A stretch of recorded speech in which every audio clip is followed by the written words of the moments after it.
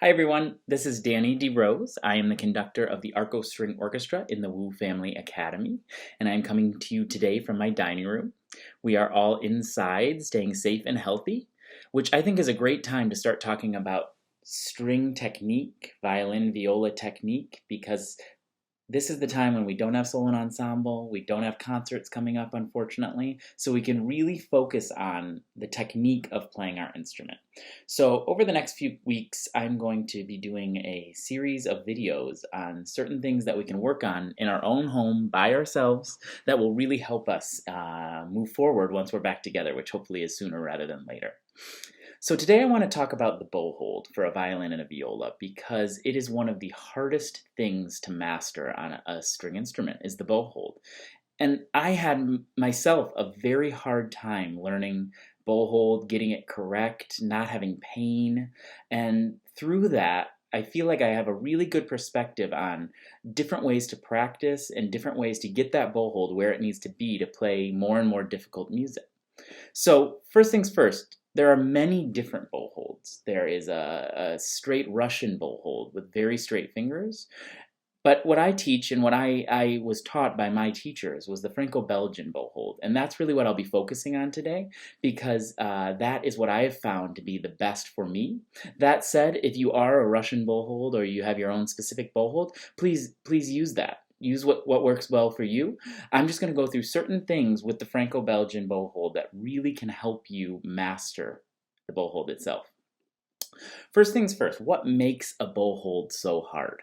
When I grab my bow and hold it, I think to myself, what other motion, what other thing in life do we do where we hold the bow or hold anything like this, right?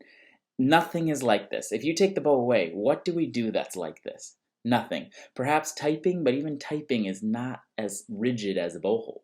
So because of that, this is an entirely brand new feeling for our hand. And that's why we need practice techniques to get our hand used to holding the bow in the correct way. A couple of the main difficulties with the bow are that the pinky in a Franco-Belgian bow hold on the stick is incredibly important. And the pinky is the weakest finger we have, unfortunately. It connects the tendon with the other finger here, with your ring finger, so it's not completely independent. It's never had to really do its own thing, and now it does. Now it holds the entire weight of the bow on it, for if you're not touching the instrument. That pinky has to be oh so strong. Now if we flip it over, we notice, let me try to get it, there we go. The thumb itself has to be bent. Again, a bend here, just like the pinky, that we're not used to. What we want to do, what might seem more natural, is just pushing that thumb straight. And if we push it straight, it's going to cause a lot of tension. So I have a lot of techniques that I'm going to teach after I get through describing this bow hold to help both of these things get stronger and more independent. Okay, so we've got our pinky and our thumb, and then the index finger. The index finger is our strength and our control. So make sure that your index finger is rolled around the stick over 3 knuckles, okay? We don't want to see it way up here. We don't want to see space. It should be very connected to the stick.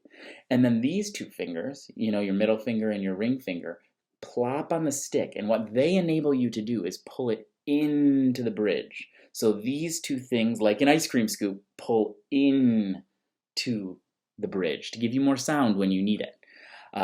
Okay, so first things first, let me talk a little bit about where the bow hold came from.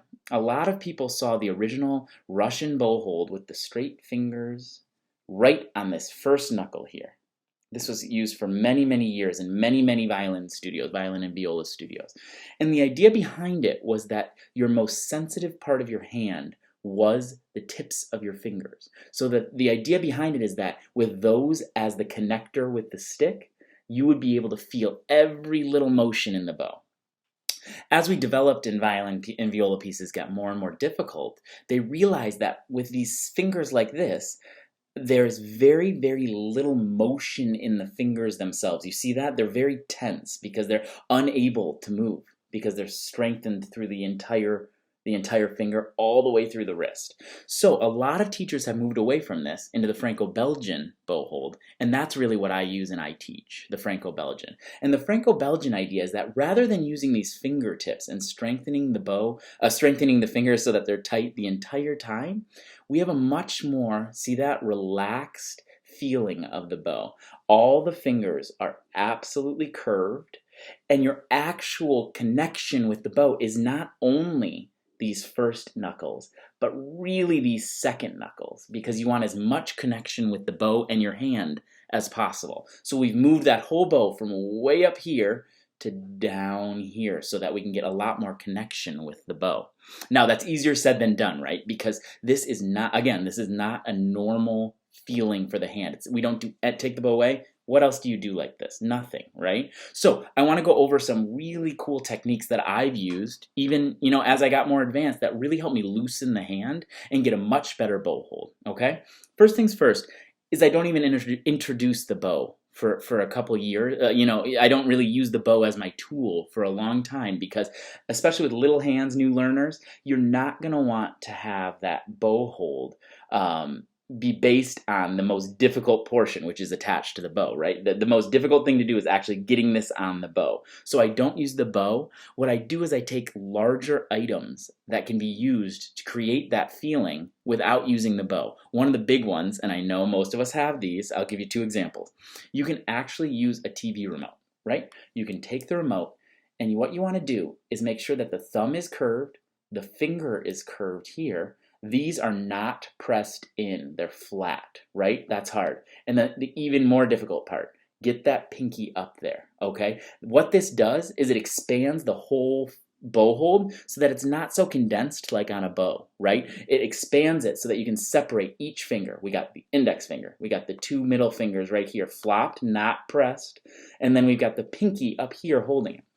Make sure that this thumb is actually engaged. You don't want the thumb to be pressed out, because if the thumb's pressed out, when you introduce the bow, it's going to go straight, right? You've got to make sure that the fingers are learning the correct positions, okay? Another great, I have a little water bottle here, a little water. So you can use a regular water bottle, anything that's kind of round, not too big, but something that can expand that feeling so that you get the feeling of that bow and that curved thumb, okay?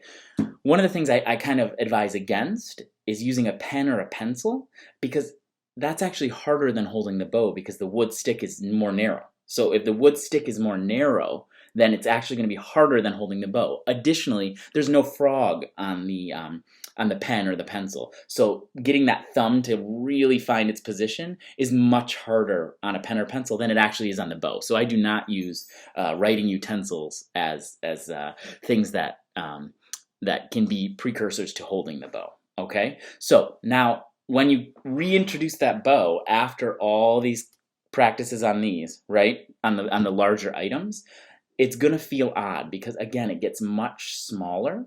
The real trick is to have the feeling that you are actually holding one of those larger items that I talked about before, right? You've got to hold as if, look at my hand. I don't crunch it, right? I do not crunch it. Watch it. It's as if it's a big item, and I plop it right down, okay? And this is actually a little spread out because I was just holding the larger items, but look, you can do slight adjustments so that it falls right into a beautiful bow hold with beautiful round thumb, round pinky, flat fingers, and a very active index finger, okay? And you see the space between those fingers, okay? So that is a great way to practice the bow hold when you're at home, when you don't have, the teacher around, or maybe you don't have a concert coming up. It's a great thing to really focus on, and it's absolutely quiet. Take 20 minutes, do it while you're watching TV, just find the bow and really master that feeling of not having crunch in your hands, okay? One of the biggest obstacles in string playing, violin, viola, bow holding is the pinky itself.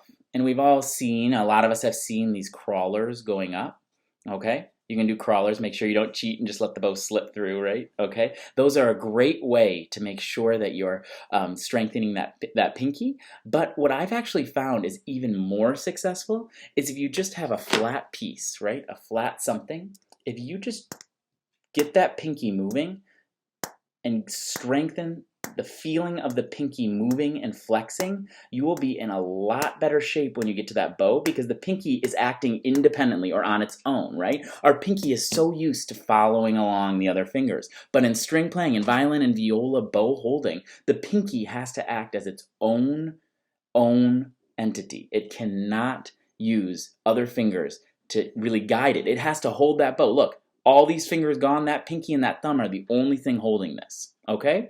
So that's the idea behind strengthening that pinky. So if you can get that pinky to really do its own thing, act independently, and do it without moving the whole hand, you're gonna be in much better shape to get that bow hold going, okay? Another thing I like to say as I teach is that when we learn the bow hold, it's always separate from the instrument, right? Let me move this back a little bit.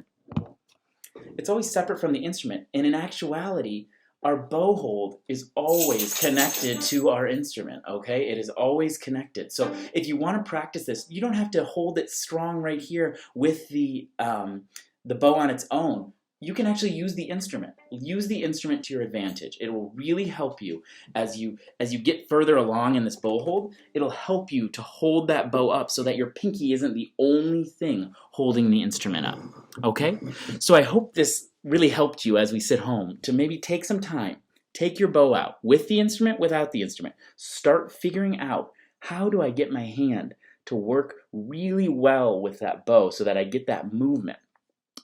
These fingers are meant to be kind of shock absorbers, right? When we're doing off the string, when we're doing on the string, they're meant to move. So we've got to make sure that we get our fingers so that they're active and not frozen, okay?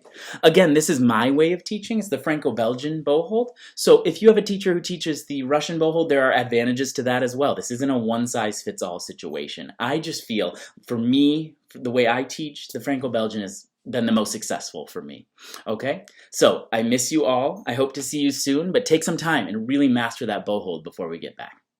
Bye-bye.